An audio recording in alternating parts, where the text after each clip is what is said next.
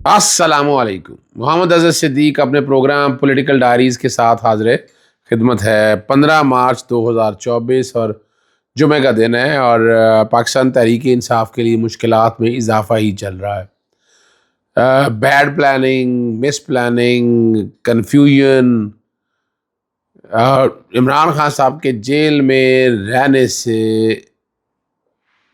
یہ جو مسائل پیدا ہوئے ہیں، اور کس طرح سے مخصوص رشتے ہمارے ہاتھ سے چلی گئی اور کہاں ہماری غلطیاں ہوئی، اس پہ میں کوشش کروں گا، آج بات کروں گا۔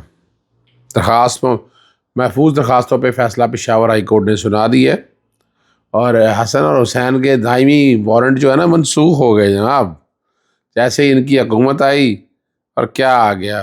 اور چیف الیکشن کمیشن روس کیوں چلے گئے، کیا ایسا کام آ گیا، وہ پتہ لگ جائے گا۔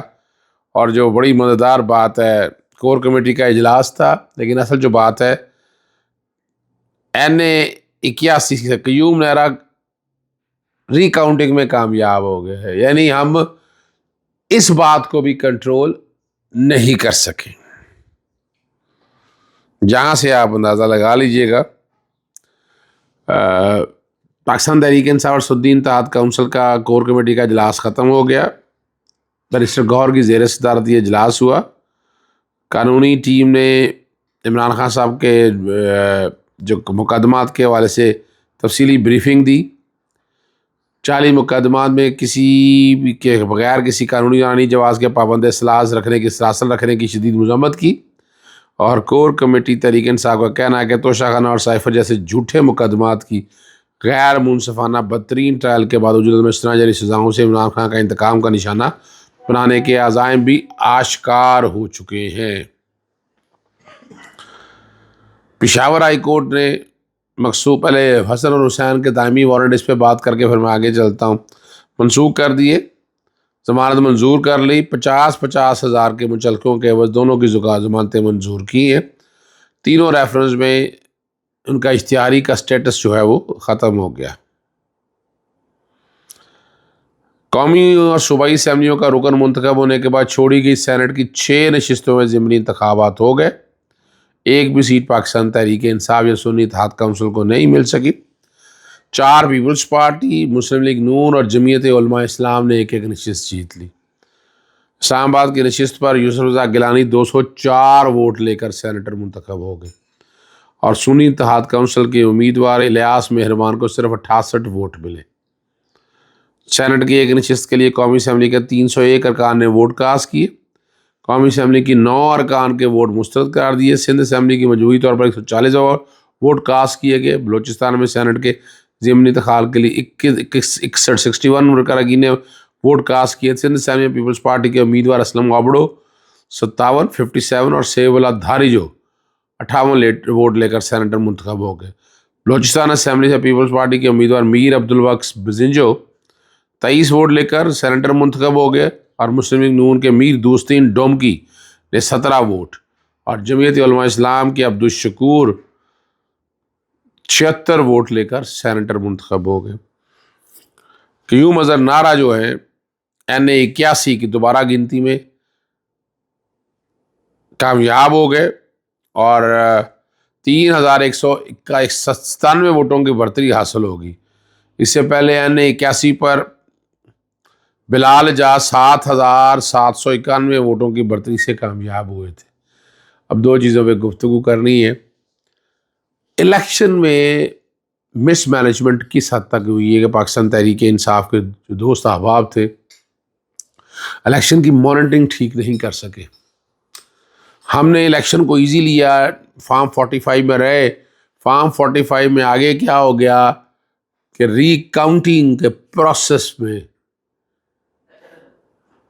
کئی امیدوار جو ہیں وہ جیت گئے۔ اب یہ تعداد بھی قوم کے سامنے آنی چاہیے۔ ایک دفعہ کاؤنٹنگ ہوئی ہے، اور ری کاؤنٹنگ میں تو دنیا ہی بدل گئی ہے۔ چیک اینڈ بیلنس، اب جب تک ان سارے ری کاؤنٹنگ والے پروسیس کے اندر فارم 45 کا فورینسک نہیں ہوگا، فورینسک بھی کنہوں نے کرانا ہے؟ فورینسک بھی کوئی فرشتوں نے تو کرانا نہیں ہے، فورینسک بھی انہی لوگوں نے ہونا ہے، اور انہی کے پاس، اور اس کے لیے فورینسک کرانے کے لیے فارم 45 47 یا باقی سب کے اس کے کاغذ کی نوعیت، ہینڈ رائٹنگ، اس کے لیے آپ کو لوکل ایکسپرٹ سے رابطہ نہیں کرنا. میری نظر میں فورینسک ایکسپرٹ کے لیے بہت انٹیلیجنٹ لوگ موجود ہیں جو اس کا بہترین طریقے سے فورینسک آڈٹ کر دیں گے اور سارا کچھ آپ کے سامنے لے آئیں گے. تو یہ اب یاد رکھیے گا. میں کہوں کہ الیکشن کمیشن اس پہ کچھ کرے گا، کچھ نہیں الیکشن کمیشن نے کرنا فارم 45 والے مسئلے پہ. اور یہ جو ری کاؤنٹنگ میں جیتے ہیں، یہ آپ کو سائنٹیفکلی ہینڈل کرنا ہے. اس میں ووٹ تبدیل ہوئے گئے ہیں، یعنی ایسے نہیں ہوا، یہ ایسے نہیں ہوا ہوگا. اب ووٹ کس نے تبدیل کیا، کیسے تبدیل کیا، یہ فورینسک میں ثابت ہوگا. الیکشن پٹیشن کے ذریعے یہ دیکھیں، اس کو مینیج کرنا ہوگا اور میسو لیول پہ مینیج کرنا ہوگا. تبھی آپ اپنی کھوئی ہوئی اسٹیٹس یا کھوئی ہوئی پوزیشن آپ بحال کر سکیں گے. یہ ضروری ہے اس سمر کے لیے. لیکن یہ جادو ہو رہا ہے، یہ جادوگری ہو رہی ہے، اور الیکشن کمیشن کے سامنے ہو رہی ہے، الیکشن کمیشن کے نیچے ہو رہی ہے. لیکن کمال ہو گیا، ٹوٹل ایگزیکٹ سیٹیں اگر سامنے نکال کے دیکھیں گی، یہ ریکاؤنٹنگ میں کیسے جیت گئے. وہ کوئی 200-400 ووٹ کا فرق پڑنا چاہیے، یہاں تو ہزاروں ووٹوں کا فرق پڑ رہا ہے. اب چلتے ہیں آگے کہ ہم نے تحریک انصاف کے حوالے سے جو کیس ہے نشان لے جانے کا، اس میں بہت بڑے بلنڈرز ہوئے ہیں، غلطیاں ہوئی ہیں، ماننا پڑے گا. ہم نے سیکشن 215 کی وائریز کو چیلنج ہی نہیں کیا. سیکشن 215 جو ہے آئین کے آرٹیکل 17 کے متصادم ہے، اور میں نے جب چیلنج کیا تھا مجھے روک دیا گیا تھا کہ نہیں چیلنج کرنا آپ نے. اور پشاور ہائی کورٹ میں اس کیس کو ہم دیکھ رہے ہیں اور اس کا نقصان دیکھ لیں. اور یہ سارا کچھ نامینیشن پیپر ہونے سے پہلے ہونا چاہیے تھا. ہمیں لا کر کھڑا ایسی جگہ پہ کر دیا گیا، الیکشن کے بالکل قریب آ کر ہمارا جو الیکشن سمبل ہے وہ لے لیا گیا. اور آنن فانن ہم نے دیکھا لاہور ہائی کورٹ میں کسی نے پٹیشن دائر کی، وہ پاکستان تحریک انصاف کے گلے پڑ گئی. پشاور ہائی کورٹ والا معاملہ ٹیک اپ کر رہے تھے، اور ان دنوں لاہور ہائی کورٹ میں ذکر کیا جسٹس جواد حسن نے سیکشن 215 کی وائریز چیلنج نہیں کی. سو مچ سو سپریم کورٹ نے بھی ذکر کیا. میں نے اب یہاں لاہور ہائی کورٹ میں بحث کر دی، اور جسٹس علی باقر نجفی کے کورٹ میں وہ ریزرو ہو گیا. لیکن پرسوں کیس لگا تھا اور کہا گیا کہ نہیں، دوبارہ سننا ہے تو ہفتے منڈے کے لیے کیس دوبارہ مقرر ہے. دوسری بڑی غلطی یہ ہوئی کہ جب کاغذات نامزدگی داخل کیے گئے تو اس سے پہلے پارٹی کا فیصلہ ہونا چاہیے تھا. اس کی وجہ ہے کہ اس وقت پارٹی لسٹ جانی چاہیے تھی. پارٹی لسٹ جو کہ پارٹی چھین لی گئی تھی، آپ سے نشان لے لیا گیا تھا. سیکشن 104 ہے الیکشن ایکٹ کا اور 94 الیکشن رولز کا. اس کے تحت جب نشان آپ سے لے لیا گیا، آپ پارٹی کا سٹیٹس نہیں رہا. وہ کوشش کی سلمان اکرم راجہ نے لاہور ہائی کورٹ میں، لاہور ہائی کورٹ نے بھیج دیا الیکشن کمیشن کو، اور الیکشن کمیشن نے فائنلی کہہ دیا کہ جب آپ سے الیکشن سمبل لے لیا گیا، آپ پارٹی کے کینڈیڈیٹ کے فارم 33 میں تبدیلی نہیں آئی. وہ چیلنج کرنا چاہیے تھا، اور سنا ہے چیلنج کیا گیا لیکن وہ مقرر نہیں ہوا. میں یہ باریک ٹائم تھا کہ جس پہ ٹکٹ، جس پہ آپ کی جو لسٹ ہے وہ لسٹ آپ کی وہاں پر جمع ہونی چاہیے تھی، جس لسٹ کی بنیاد پر آپ کو یہ سیٹیں ملنی تھی. لیکن چونکہ یہ جب تک سیکشن 215 آپ چیلنج نہیں کرتے، اور اس میں فیصلہ تو محفوظ ہو گیا. اب اس کے بعد آگے کیا ہوا آپ کو یاد ہوگا، وہ بلے باز والا معاملہ آیا. لیکن اس وقت تک آپ لیٹ ہو چکے تھے اصولی طور پر. اگر آپ بات کو سمجھیں، یعنی اگر ہم مکینکس کو چھوڑ کے ٹیکنیکلٹیز کو چھوڑ کر دیکھیں تو یہ تو اس وقت تک پارٹی کی پوزیشن جانی چاہیے نا کہ کون سی پارٹی کی طرف سے الیکشن لڑ رہے ہیں.